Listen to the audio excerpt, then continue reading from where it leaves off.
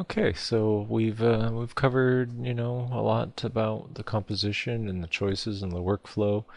Um, we've kind of gone over the uh, key points in decision making.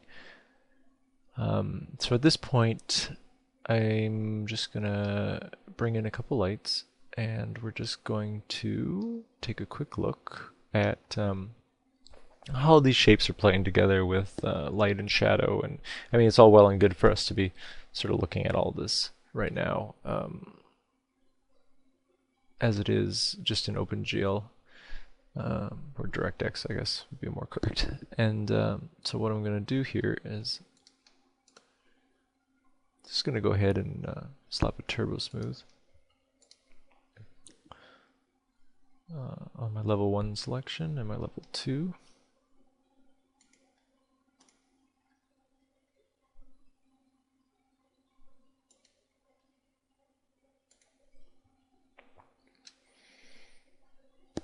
Something that's really key when you're working with a project like this and a set like this is just overall scene management becomes pretty vital. I utilize a lot of layering, both on the erector set level and the composition level. I also utilize a lot of selection sets as well, so that I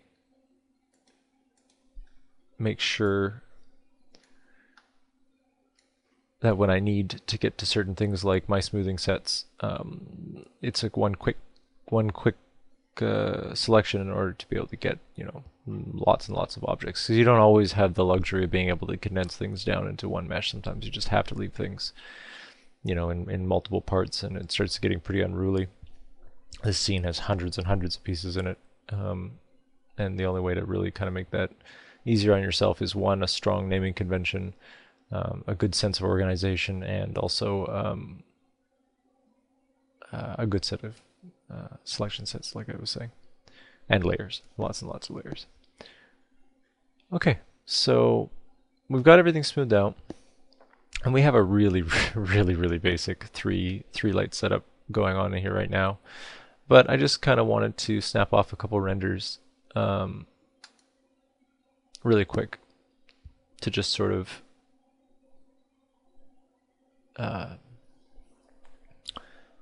give an impression of with the model, with the smoothing on it, the smoothing groups, the appropriate smoothing levels, just sort of the base cages we have, and what shadow, light and shadow is doing to the geometry. And right away you notice that, like, depending on whatever your lighting situation is, you can get away with all sorts of stuff. And, we've got stuff bearing, disappearing off into darkness, and various other things like that. Ultimately, I'm just doing this just to kind of show you what the mesh itself is doing and the level of smoothing and all that sort of stuff. So I'll be working out a lighting solution for the final rendered composition that will be happening when I do the texturing pass, which will be coming later, but not for this particular lesson. So that is that.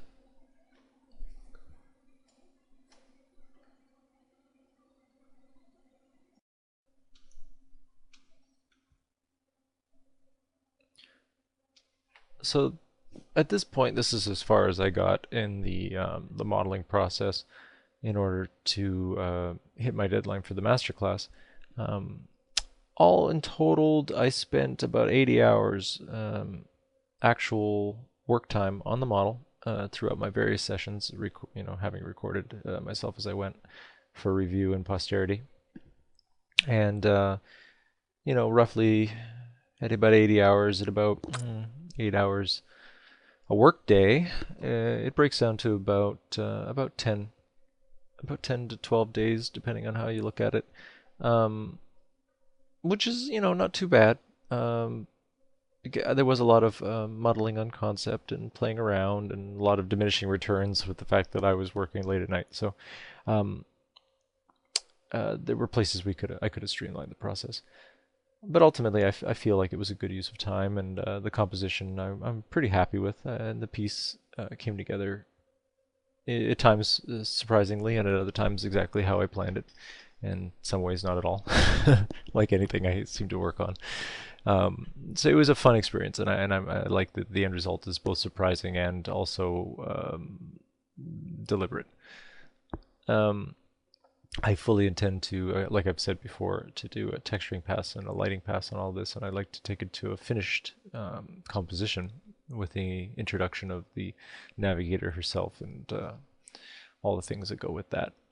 So what I would probably do at this point is start to work out a basic lighting study, figuring out an environment map and a couple, few lighting scenarios based around that environment map with some key lights. And once I had a ballpark of what I'd like to do with it, I'd take this into Photoshop and into the Cintiq and just paint over it, start applying color and treat it like a full-on concept painting.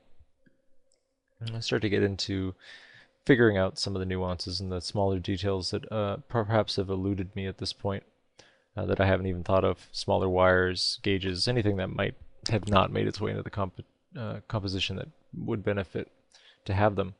Also working out maybe some of the decisions that right now I think work, but maybe when I'm looking back at it, we decide they don't work, and we're just gonna fine tune those and replace them. And I would like to go in and perhaps one off some of the duplicated things a little bit more if I felt it was necessary. Maybe some of the monitors.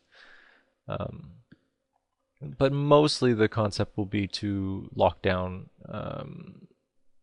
sort of the expected path for texturing and the final mood of the whole thing, and of course the lighting study. Figuring out if the monitors do in fact throw light and how that interacts with the environment and what's really lighting the environment. Where are we really seeing the reveals, and where's the real shadow play coming from? And I know that I want it to be ultimately dark, fading off to an abyss, as we sort of have here, but not quite like this. But I want to have this mood of this dimly lit sort of swamp-like type environment without obviously being a swamp, but sort of dim and gloomy, but ultimately comfortable somehow and full of life. Uh, so that would be where I would take it from there. So I'm hoping to proceed with this model, and I've really enjoyed the experience of putting it all together and being able to share it all with you guys. So I hope you feel that this was a fun experience, and I'm very grateful for your time. Thank you very much.